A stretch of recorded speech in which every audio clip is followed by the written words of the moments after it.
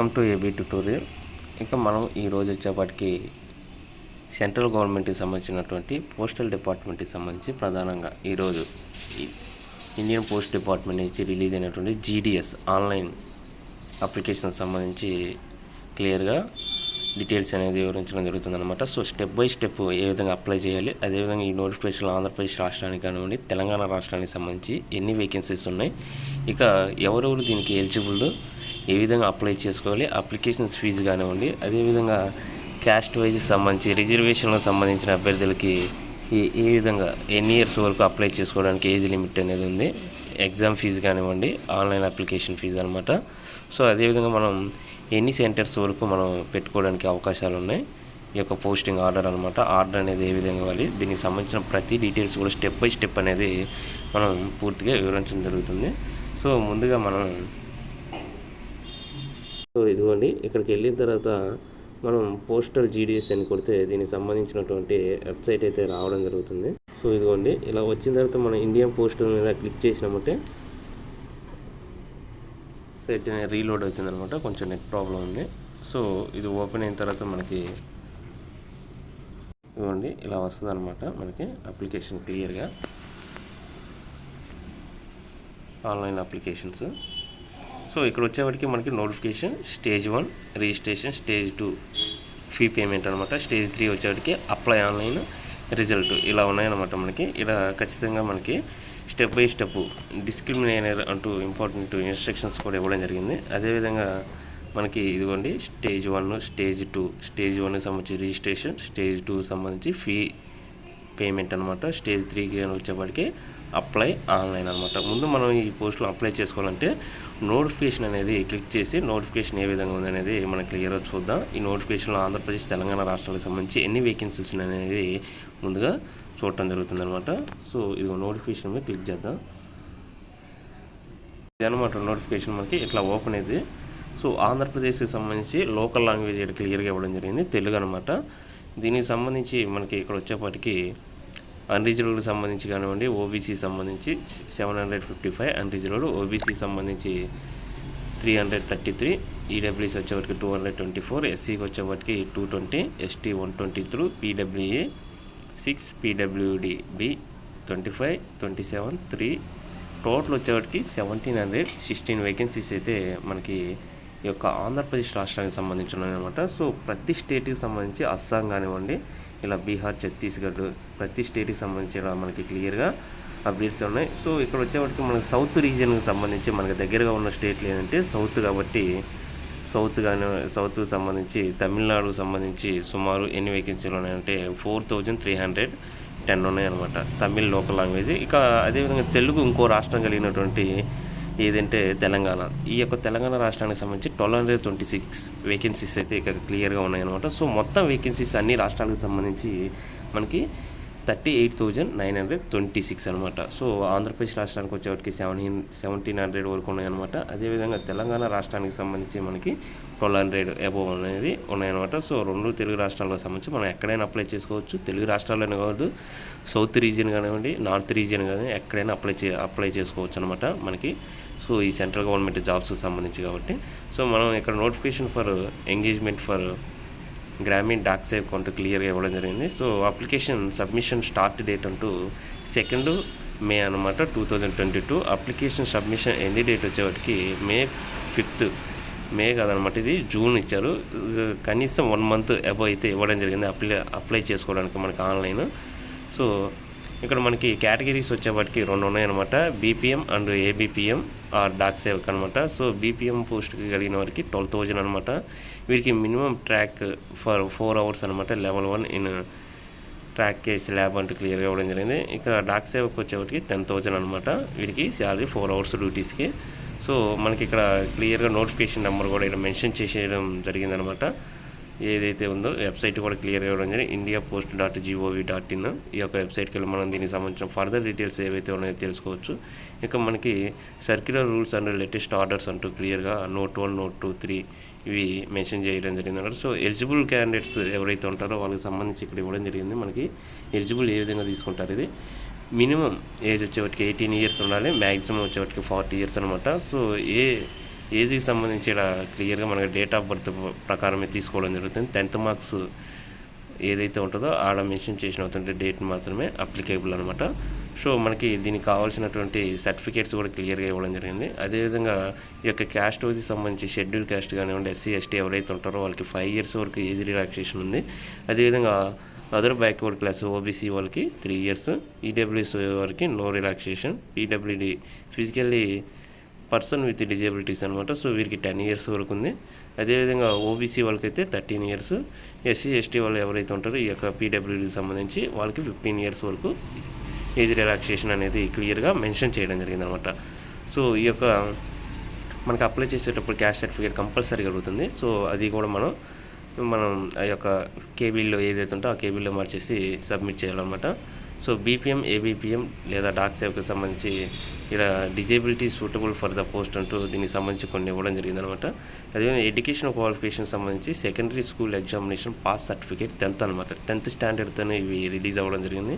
So compulsory knowledge of local language ఏదైతే ఉంటుందో, example Andhra Pradesh రాష్ట్రం కానివ్వండి, తెలంగాణ రాష్ట్రానికి సంబంధించి తెలుగు అయితే కంపల్సరీగా వచ్చి ఉండాలన్నమాట. లోకల్ లాంగ్వేజ్ తెలిస్తేనే ఇక్కడ మనం దీనికి సంబంధించిన డ్యూటీస్ కానివ్వండి అర్థం చేసుకునే గుణం అయితే ఉంటుందన్నమాట. సో అదేవిధంగా నాలెడ్జ్ ఆఫ్ సైక్లింగ్ అంటే సైకిల్ తొక్కడం అనేది కంపల్సరీగా వచ్చి ఉండాలంటూ కూడా ఇవ్వడం జరిగింది.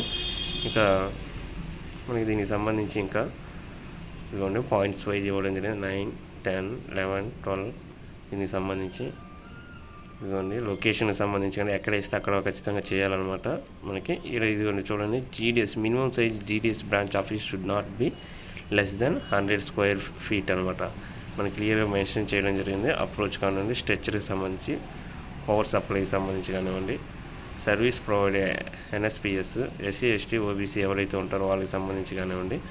ఇక method of submission of application and fee అంటూ క్లియర్గా ఇవ్వడం జరిగింది. అప్లికేషన్ ఫీజుకి సంబంధించి ఎవరైతే ఈ యొక్క 100 rupees అప్లికేషన్ ఫీజు ఎవరు చెల్లించాలి, ఎవరికి చెల్లించాల్సిన అవసరం లేకపోతే ఫీ ఈ accepted for all female candidates, ఏ కేటగిరీలో ఉన్నటువంటి ఉమెన్స్కి లేదనమాట. అదేవిధంగా SC ST క్యాండిడేట్స్, PWD క్యాండిడేట్స్కి ఎగ్జామ్ ఫీజు అనేది అవసరం లేదు. ఓన్లీ అన్రిజర్వ్డ్ OBC వాళ్ళు మాత్రమే చెల్లించాలి. లేడీస్కి అయితే ఎటువంటి కేటగిరీలో ఉన్న వాళ్ళకైనా లేదనమాట. ఇక్కడ కొన్ని డాక్యుమెంట్స్ అయితే మనల్ని అడగడం జరిగింది, ఏ విధంగా అప్లై చేయాలి. ఫస్ట్ నేను అది స్టెప్ బై స్టెప్ చూపిస్తాను ఖచ్చితంగా. ముందు PDF గురించి మనం క్లియర్గా తెలుసుకోవాలి కాబట్టి దీని గురించి మీకు ఎక్స్ప్లెనేషన్ అయితే ఇవ్వడం జరుగుతుందనమాట. సో మన 10th మార్క్స్ ఏ విధంగా ఉందో ఆ యొక్క 10th మార్క్ షీట్లో దాని ప్రకారమే ఉన్నట్టు టైప్ చేయాలన్నమాట. ఫాదర్ నేమ్ కానీ మొబైల్ నెంబర్, వ్యాలిడబుల్ మొబైల్ నెంబర్ మాత్రమే మనం ఎంటర్ చేయాలి ఖచ్చితంగా. మెయిల్ ID కూడా వర్కింగ్లో ఉన్నది ఇవ్వాలి.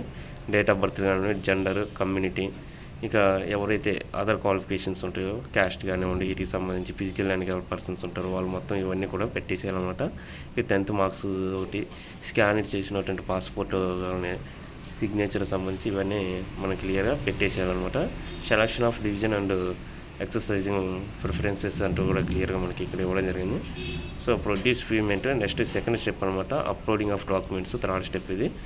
సో రీసెంట్ ఫోటోగ్రాఫ్ మనకి ఇలా క్లియర్గా ఇవ్వడం, నాక్స్ ఎక్సీడింగ్ 50 KB మెచ్చకుండా ఉండాలి. ఈ యొక్క ఫోటోగ్రాఫ్ మ్యాండేటరీ కంపల్సరీ అనమాట. ఇది సిగ్నేచర్ వచ్చేవాటికి నాట్ ఎక్సీడింగ్ 20 KB అనమాట. ఇది కూడా mandatory. So submission of 10th marks details, ఇది కూడా క్లియర్గా 10th మార్క్స్ ఏ విధంగా వచ్చినా మన స్కోర్ అక్కడ ఎంటర్ చేయాలన్నమాట. లేదంటే పాయింట్స్ వస్తే పాయింట్ వైజ్ మనం ఎంటర్ చేయాలి. బ్రాంచ్ పోస్ట్ మాస్టర్ BPMకి సంబంధించి కానివ్వండి, అది ABPMకి సంబంధించి అంటే డాక్ సేవక్ అనమాట. సో దానికి సంబంధించి కూడా ఇక్కడ క్లియర్గా మనకి ఇవ్వడం జరిగిందనమాట. సెలక్షన్స్ కమ్యూనికేషన్స్ ఆఫ్ సెలక్షన్స్ అంటూ క్లియర్గా ఇవ్వడం జరిగింది. ఇవన్నీ నోటిఫికేషన్ మొత్తం ఇది గ్రేడ్ 1కి సంబంధించి గ్రేడ్ పాయింట్స్ సంబంధించి మల్టిప్లికేషన్ ఫ్యాక్టర్ ఏ విధంగా తీసుకుంటారు ఇలా క్లియర్గా మెన్షన్ చేయడం జరిగిందనమాట. సో అంటే ఒకప్పుడు స్కోర్ ఉంది, ఇప్పుడు పాయింట్స్ అయితే మెన్షన్ చేయడం జరిగిందనమాట. మనకి ఈ యొక్క ఆంధ్రప్రదేశ్ రాష్ట్రానికి, తెలంగాణ రాష్ట్రానికి సంబంధించి ఇదిగోండి దీనికి సంబంధించి అప్లికేషన్ ఫామ్కి సంబంధించి, అండర్టేకింగ్కి సంబంధించి కానివ్వండి. స్క్రోల్ చేస్తున్నా చూడండి. సో ఇది మనకి నోటిఫికేషన్ ముందుగా ఉన్నది. నెక్స్ట్ వచ్చేటికి ఏ విధంగా అప్లై చేయాలి అనేది మనం క్లియర్గా ఇప్పుడు వీడియోలో పోయి స్టెప్ బై స్టెప్ ప్రాసెస్ అనేది క్లియర్గా ఈ వీడియోలో చూడటం జరుగుతుంది అనమాట. అండి మీకు స్టార్టింగ్లో చెప్పినట్టుగానే ఈ యొక్క ఇండియన్ పోస్ట్ అని కొట్టగానే మనకి వెబ్సైట్లో నుంచి ఫస్ట్ స్టార్టింగ్ అని ఇండియన్ పోస్ట్ అని ఓపెన్ అయ్యింది అనమాట. సో ఇది వచ్చేప్పటికి మనకి క్లియర్ ఇట్లా ఓపెన్ అయ్యింది అనమాట. ఓపెన్ అయిన తర్వాత మనం నోటిఫికేషన్ అయితే ఫస్ట్ చెక్ చేయడం జరిగింది. Next registration process stage 1 stage 2 payment అనమాట. Stage 3 apply online. సో ముందు రిజిస్ట్రేషన్ అవ్వాలి, తర్వాత పేమెంట్ చేయాలి, తర్వాత మన డాక్యుమెంట్స్ అన్నీ కూడా 1 by 1 సిగ్నేచర్ కానివ్వండి, 10th మార్క్స్ మెమో కానివ్వండి, అదేవిధంగా ఆధార్కి సంబంధించి కానీ మొబైల్ నెంబర్ ఇవన్నీ ఎంటర్ చేసేసి కరెక్షన్ లేకుండా మొత్తం నీట్గా స్టెప్ బై స్టెప్ అనేది చేద్దాం ఇప్పుడు. సో మనం ముందుగా ఇక్కడ రిజిస్ట్రేషన్ మీద క్లిక్ చేస్తే వస్తుంది అనమాట. సో ఇక్కడ మన రిజిస్ట్రేషన్ అవ్వలేదు కాబట్టి ఇక్కడ రిజిస్ట్రేషన్ కొడితే రిజిస్ట్రేషన్ మీదకి వెళ్ళిద్ది అనమాట.